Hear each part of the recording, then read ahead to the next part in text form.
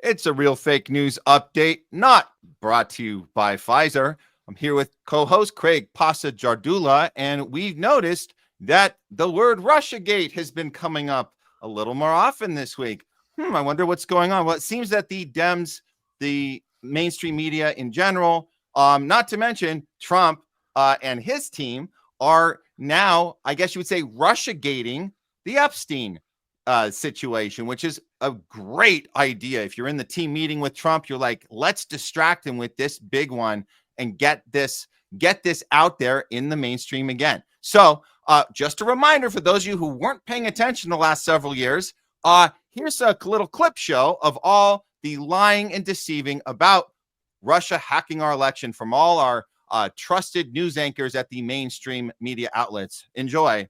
The election to elect Trump is the end of our democracy. Votes were definitely affected. Russia hacked the election to tilt it to Mr. Trump. The Russians definitively hacked the election. Russia did hack the election. No doubt. The Russians hacked the election. Yes, Russia hacked the election. Fact, Russia hacked the election. President-elect Donald Trump still not sounding convinced that Russia hacked the election. The president does not want to come to terms with the fact that the Russians hacked the election. President Trump says he still wonders if the Russians hacked the election. If you can get him to accept that Russia hacked the election, see if you can get him to accept who won the Civil War. If he admits it, it casts a shadow on his victory over Hillary Clinton. Russia hacked the election. Russia hacked the election. Russia hacked the election. Russia hacked the election. Let's be clear, Russia hacked the election. Definitively, Russia hacked the election, and Russia is doing it again now. Election-related cyber hacking. Cyber hacking of U.S. elections. Cyber hacking of the election. Russia was cyber hacking the election. Russia was cyber hacking the election. The CIA, the FBI, NSA. All of these intelligence organizations. 17 intelligence agencies. All conclude that Russia hacked the election. Okay. And that goes on from there. How embarrassing at this point. Are they not embarrassed? And why didn't anybody go to jail or lose their job or get the shit? Why are we still listening to these same people? Because well, I'm not. I'm asking the public why they are. It's maybe less and less are. Maybe the idea is that we've been fooled so many times that now we understand the game plan. It's nobody ever goes to jail. That's the point. This is all hype. This is all to get you angry, make you think that your side is going after the other side, whether legitimately or illegitimately. It always ends up the same results as nobody goes to jail. So why is this coming up now? Well, Trump did look, I'm not credit where credit's due, but if you're going to put yourself in a corner for whatever reason with Epstein, you got to figure out how to maneuver out of that. The way you maneuver out of that is you plant a seed. And this is what he did, right? This is a few weeks ago, when he was cornered on Epstein, he said, "It's the Democrats doing this. They're Russiagating us with Epstein." So it got people thinking again about, oh, that's right. The Democrats never had to pay for that, and that was a real thing. Oh, but they're not doing that with Epstein. No, that's not what's happening. But it was a seed that he planted to get people thinking again about it, and then he drops this on Truth Social, and this is where things are getting a little interesting now. Where Trump's saying Obama himself manufactured the Russia hoax. Crooked Hillary, Sleepy Joe, and numerous others participated in this. The crime of the century, irrefutable evidence, a major threat to our country. When he's talking about irrefutable evidence, and I just want to remind our viewers, and you guys know, obviously, Pasta, you know this, this isn't some great big discovery. We've known this. We followed the paper trail from the beginning. Nothing new's coming out. But for Trump to tweet this, that this is irrefutable evidence, again, this is about getting his base off of Epstein and onto this, because what's the next move? Now you have Tulsi. This is what you do when you're the director of national intelligence. You tell the people, again, we're not thinking about Epstein, we're thinking about Obama.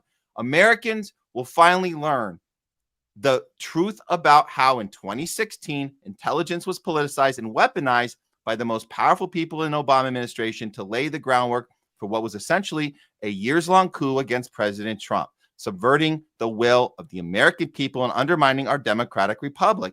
Here's how. And she goes on with an entire breakdown. And again, we're telling you guys, we knew about this the whole way. The details. I mean, I'll just throw up this little thing she put together. It looks like it's the conspiracy theory chalkboard, right? We got this connects to this and this. So none of this is like made up out of the blue. The point is that I think it's about putting this out there, getting the base focused on this, as you have people in power. Tulsi is a person in power saying we're going after them now.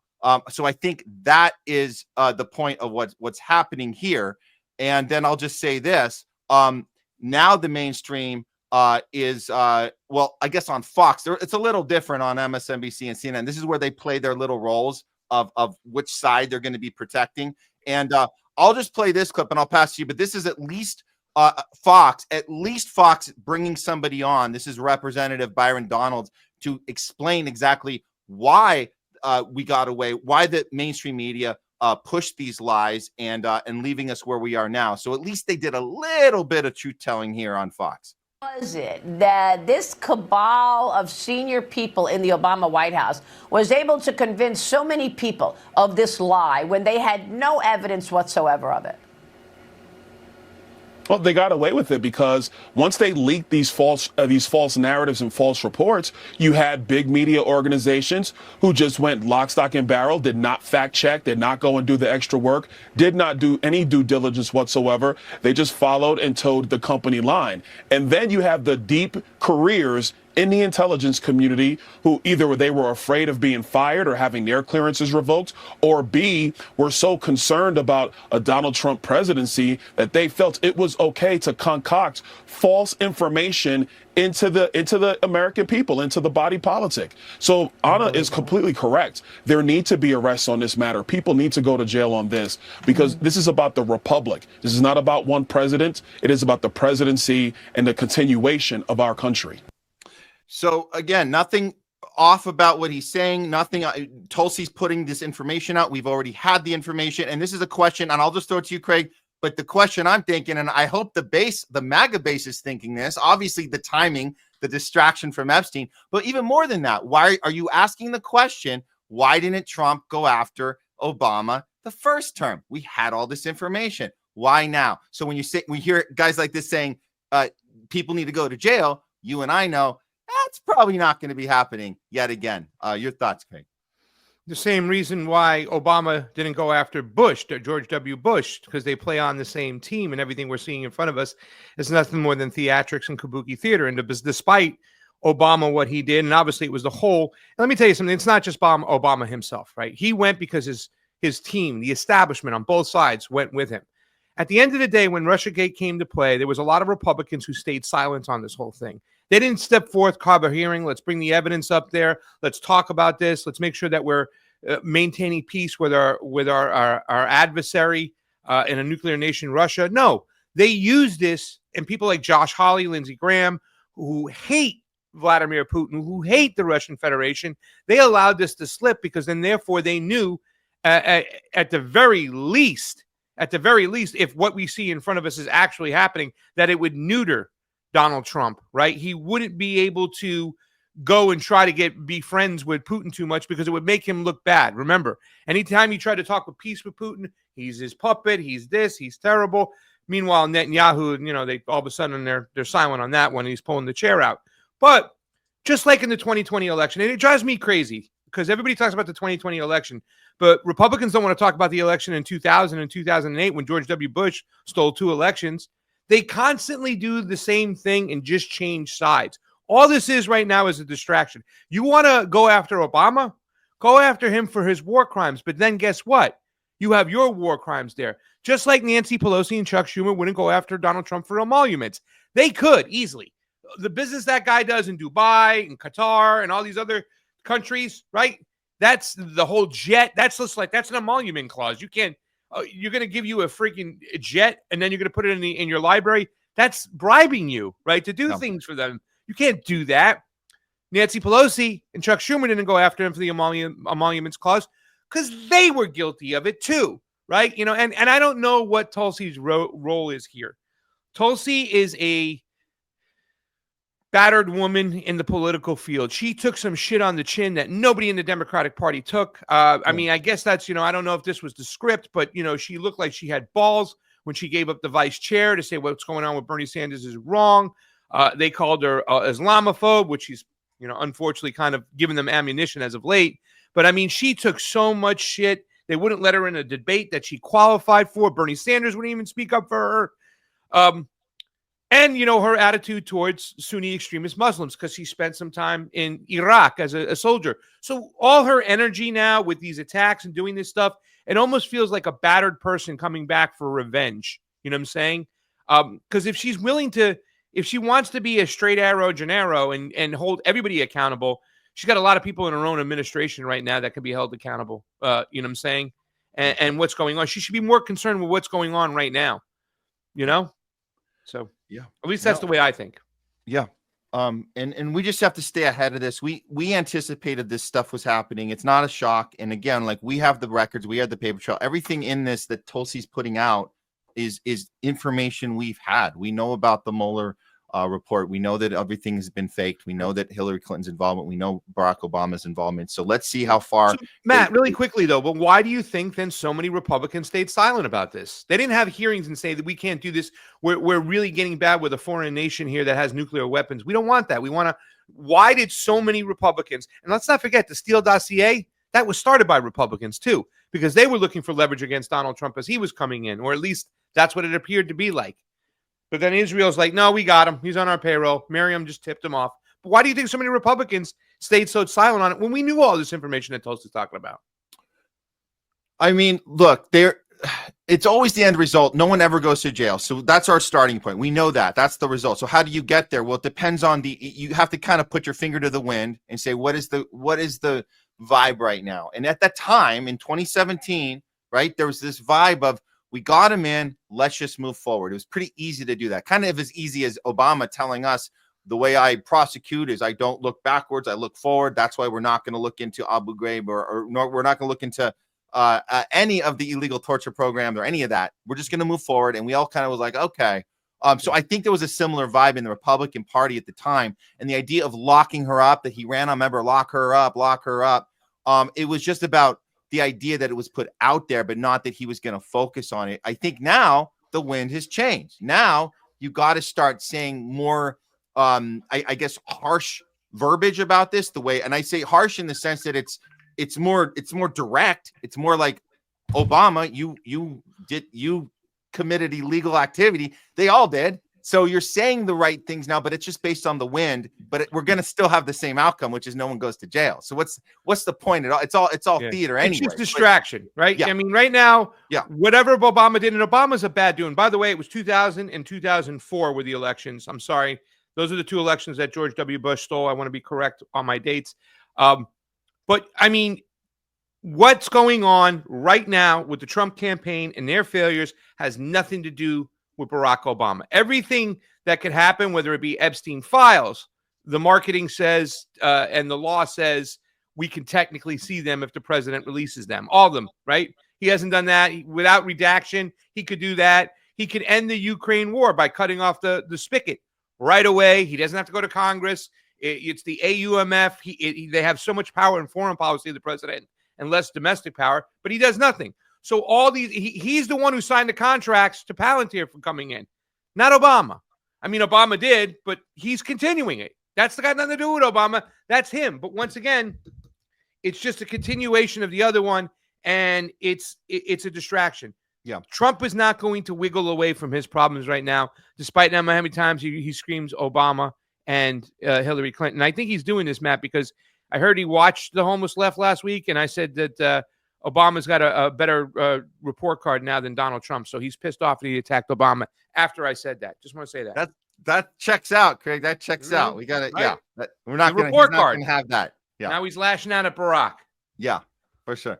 I want to do a follow-up on this real fake news, other real fake news story, which I think we covered on Truthwire as far as the Marjorie Taylor Greene trying to put an amendment out there on the Israel bill, and that not really not sitting well with some of our quote unquote radical lefties who are supposed to be anti-war. Huh, interesting. So we know that AOC went a little nuts on this. This was her response to Marjorie Taylor Greene, who basically just kind of exposed her without even mentioning her name. So just to be clear, Marjorie Taylor Greene didn't go after AOC, but AOC looks like a fool here, and she's saying, "Oh no, the amendment, it doesn't really cut off any offensive aid. So that's why I didn't do the amendment, because I don't want a genocide to happen, and what it does do is it cuts off defensive Iron Dome capabilities, and like that's the giveaway, that's the tell that AOC is doing this. And what I loved about this, Craig, is Can you make that make sense? Can you make that make sense? Well, it's there's nothing to there. You can't, other than the fact that we've heard the language before. We've heard it by Bernie. So they talk about the Iron Dome and how important it is. It just, I think as we get further into the genocide, it's harder and harder to be like, wait, what the hell did you just say? It doesn't make any sense. You're right, 100%. But she got a little upset by all the backlash. She's saying, no, Google's free. If you're saying I voted for military funding, you are lying. Receipts attached. Drag me from my positions all you want, but lying about them doesn't make you part of the left. And this is where she got, this is a little too far here, AOC. If you believe neo-Nazis are welcome and operating in good faith, you can have them. Not the best choice of words there, AOC. Anybody against genocide, I guess, is a neo-Nazi. Well, of course, our lefty friends in our camps, in our area of, we know we out-left the left. That's the problem. We out-left the left.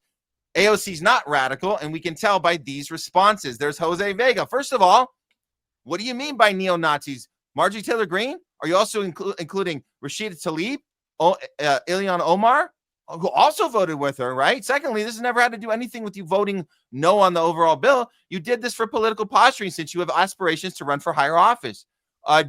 You don't want the media headlines to say AOC and MTG work together in an anti-Semitic amendment. Oh, that might be it. Good call on that, Jose. So it's not principled, it's posturing. And your base can see it. Everyday people can see it. It's gross. Sabby Sabs. So Rashida, Elon, Summer, and Al Green are Nazis. Okay. You admitted you wanted to protect the Iron Dome. That's why you voted against it. You're crashing out in real time. RBN, AOC gaslighting us for Zionists again, just like there was no one working tirelessly on a ceasefire. Her job is lying. She refused to cut genocide spending, now flashing a different vote to deflect, framing anti-Israel amendment as neo-Nazi while supporting real war criminals. And then she goes down, doubles down again. People exploding, this false messaging that I voted for a bill and funding that I quite literally voted no on. The threat environment this morning is scary. Doesn't help anyone. Drag me for the positions if you disagree, but don't lie. It's out of control. Saying I voted for this is false, which is not. So she's doubling down on this BS. And Caitlin Johnstone chimes in. You voted against canceling funding to Israel, which plainly facilitates its military atrocities. And now you're crying about a threat environment when people say so. This is embarrassing. Craig, this is she's kind of got herself in a corner. I don't know how she gets out of this, at least in our area of sight. Obviously, the mainstream's not going to pick this story up at all. They're not even going to tackle it in any way, shape, or form, because that's going to destroy their narrative overall, essentially. Yeah, but it's still going to do its damage for those who pay attention or are inside the bubble, understanding what she did again. I mean, this is a question, is the political posturing that Jose mentioned. She wants to run for higher office. You don't want to piss Israel off, but how much does Israel control her? Because this is now another vote, the whole crying in front of it, which once again was political theater and stuff, so people can see it, and I wonder, we call her AOCIA, like she was a plant to get in there. She's got some questionable history that kind of puts her in a position where we think that she was coming from intelligence, right? Not that she got in and then she flipped. People will have questions about that, but how much of Israel controls her? How much of a plant is she?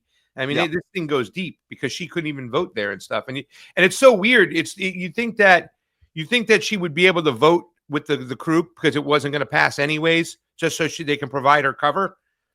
Whoever's running stuff over there. But I mean, if she did this by free will, wow, what a bad move. And it won't be forgotten because it just solidified the whole crying in front of Mama Bear and Mama Bear making her change her vote. So more of the same from AOC. Yeah. And here's Max Blumenthal pointing this out. which you were alluding to there, Craig. AOC's career was launched by two Israeli venture capitalists, Joe Rabi and Chenai Yerushalmi of Gage Strategies. The origin story is left out of her bio, but suggests an Obama-esque trajectory towards national power. As with Obama, the signs of sellout were always there. And there's the from Times of Israel. It's the two Israeli startup entrepreneurs who played roles in the rise of AOC. Yeah. So that's historical context is important. And shout out to Mash. He's a secret Zionist. I mean, that's it. That's the only thing that can justify this. And then I wanted to put this up on your show yesterday, but I'll save it for right now. We'll just top it off with this. Here we go. That's the dress, baby. That's the revised 2.0 dress. It's missiles for Israel. She is without a doubt the biggest phony we have in our political discourse today. She is just unbelievably, she's sad. Yeah. Excellent. And you're right. This is a great segment because it's not going to be talked about, but we get to talk about it on the underground, and those in the know and those who are in the tribe, meaning just paying attention to the political discourse out there, they know. They know.